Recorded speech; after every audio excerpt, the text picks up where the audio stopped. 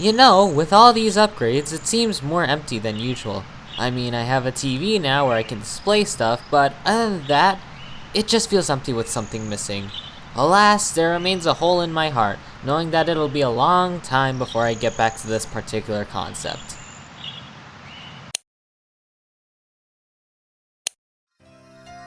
Just then, a light shined down upon our reviewer, and down ascended one of the best 2D platformers on the Nintendo 3DS.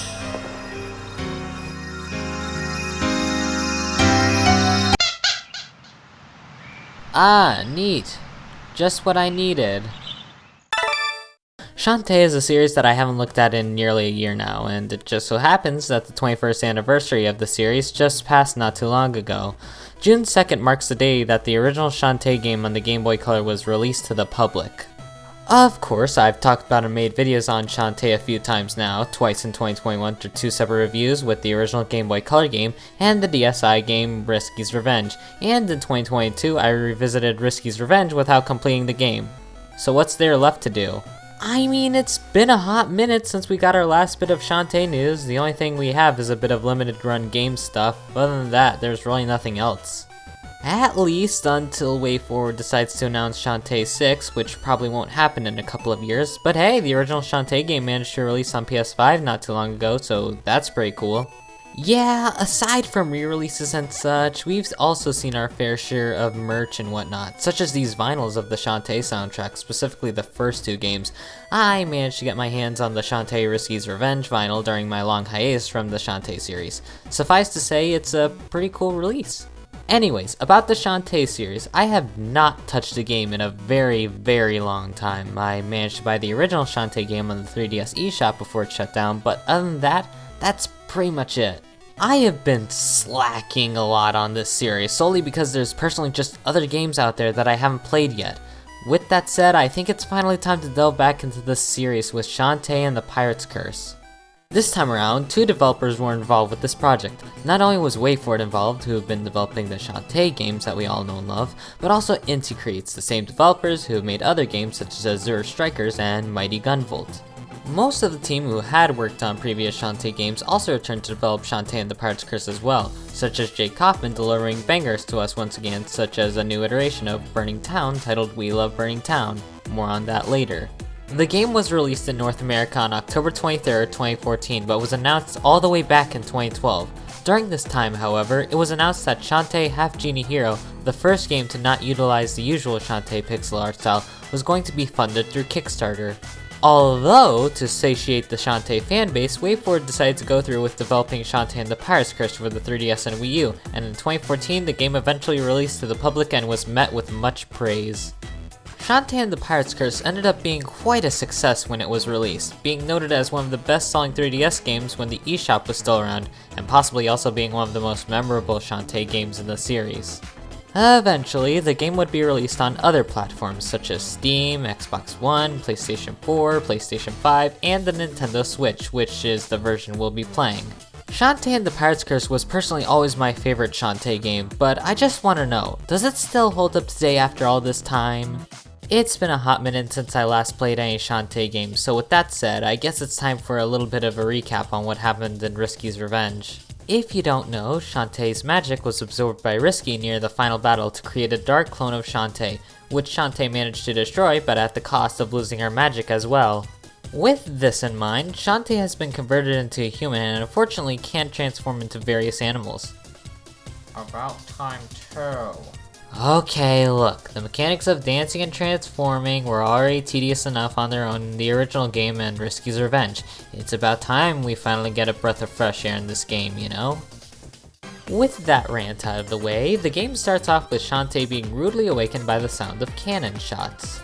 Because of this, she makes her way toward whatever is going on and finds out that Ammo Baron has taken over Scuttle Town.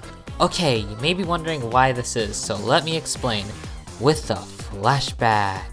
In Risky's Revenge, in order to progress through the game and make your way toward the battle tower, you have to give the deed to Scuttle Town to Ammo Baron, which means now he kinda owns the town. And by kinda, I mean the kind to rename the entire town. Shantae destroys Ammo Baron's tank, but after a banter between Shantae and Ammo Baron, it turns out that, like I said before, Ammo Baron owns the town and is now renovating it to make it into his own town. Shantae is scolded for halting his plans and promptly heads back to her lighthouse. Inside her lighthouse, Shantae is interrogated by Risky, who takes her to Mimic's workshop, which reveals a Tinkerbat inside a glass container. Huh. And then out of nowhere, some dark magic descends upon this Tinkerbat, transforming it into a Cacklebat, vicious creatures that were influenced by the dark magic that the Pirate Master unleashed after once again rising from his grave. So now it's up to Shantae and Risky to stop the Pirate Master's plans. But it's mostly going to be Shantae doing all the work, because what's a Shantae game without a playable Shantae, am I right? Shantae and the Pirate's Curse is a very different game from other Shantae games when it comes to gameplay. Yes, the graphical style, albeit being phenomenal, is back from Rescue's Revenge. However, unlike the Metroidvania styled gameplay where it's just one big map in general, Pirate's Curse goes out of its way to give you several new areas to discover. These include Saliva Island, Spiderweb Island, Tanline Island, Mudbog Island, and Frostbite Island being the main islands you explore, with Scuttletown being a sort of hub area and Lonely Grave Island, which is a place we'll delve more into later. Items also seem to be present in this game, as per every Shantae game, with the game even giving item drops as well when you kill certain enemies. Items can range from being non-purchasable items such as lobster tails to items that have pretty good use to them such as super pike balls. Since there isn't any magic in this game, it'll be quite difficult to even get anywhere in-game, right? Well, you'd be wrong. Say hello to Risky's Pirate Gear. Each one has their own unique usage to them. Risky's hat allows you to float down slowly, Risky's scimitar allows you to dive down and damage enemies or destroy barriers below you, Risky's boots, haha, allow you to run at fast speeds and not only damage enemies, but rack up a chain that makes attacks more powerful, Risky's cannon, which equates to a quadruple jump, and a pistol. Yes, I'm not even joking. Shantae gets a pistol in this game. It does shit damage, but hey, it's a gun. Now you might be thinking, where do I get these items? They all sound cool and whatnot. Well, that's where dungeons come in, also known as Dens of Evil.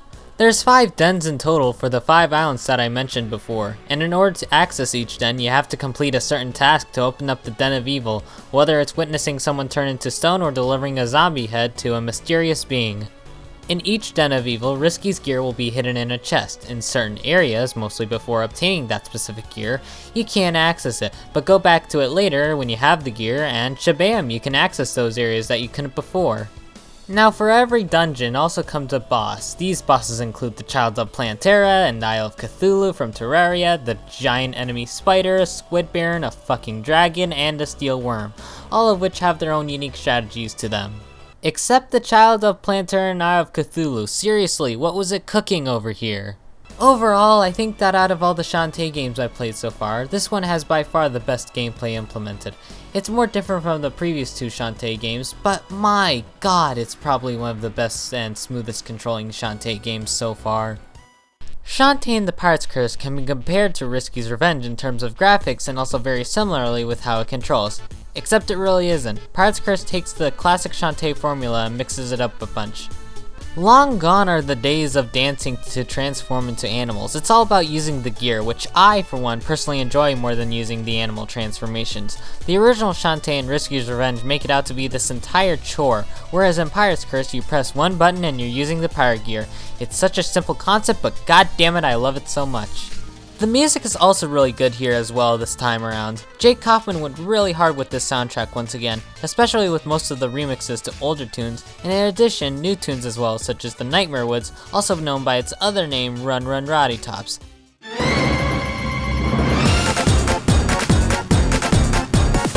I think the music in this game is probably the best in the series actually, and it's not even a fair competition when comparing it to other Shantae games. In addition to this, Pirate's Curse also has a plethora of Easter eggs that most Shantae veterans will pick up on. Hell, I'm even surprised they made some deep cuts here with references, such as with the arcade game found in Scuttletown shop known as Super Shantae Nab, which mind you was only included in the 3DS and Nintendo Switch version. Fun fact about this minigame actually, it was initially made in WarioWare DIY by Matt Bozon, the creator of Shantae, and distributed online as a big name game when the Nintendo Wi-Fi connection was still up, which means you can't obtain the game anymore from what I can tell. Remember WarioWare DIY? I sure don't. For legal reasons, that is a joke. I really like WarioWare DIY, it's so fun. If you want me to be honest, Pirates Curse feels like a love letter to both new and old Shantae fans alike. However, there's one more thing that needs to be addressed.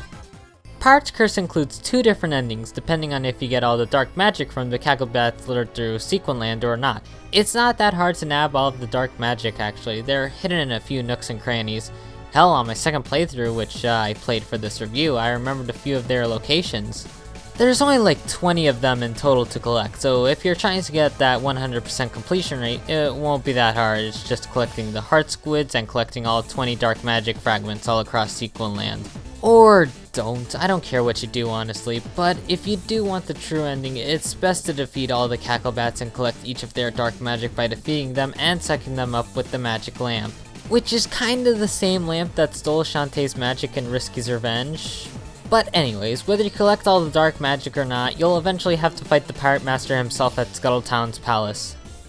Throughout the fight, the Pirate Master has 3 phases, the first one being his normal form, the second one, which can only be accessed by defeating all 20 Cacklebats, involves all your pirate gear being taken away by the Pirate Master, causing him to grow much larger and having his head being the weak point. And finally, phase 3. It's the same as the last phase, but Shantae gets her genie magic back and you have to aim 4 cannonballs at the Pirate Master to defeat him. And that's practically all it takes to 100% the game. Just be sure to max out on all your items so you can actually stand a chance. Once you've done that, by defeating all 20 Cacklebats, Shantae manages to defeat the Pirate Master, converts Ammo Town back to Scuttletown, and has one last talk with Risky Boots about genie magic, ending off one game and setting up for the next game. Of course, this isn't the last time we'll see Risky. She'll be back for more in the next game when that happens. You know, it feels like I might be missing something. Oh yeah, once you beat the game, you get access to Pirate Mode, which, in terms of gameplay, is absolutely wild. You're able to play the game normally, but with the addition of having all the pirate gear at hand when you start up the game.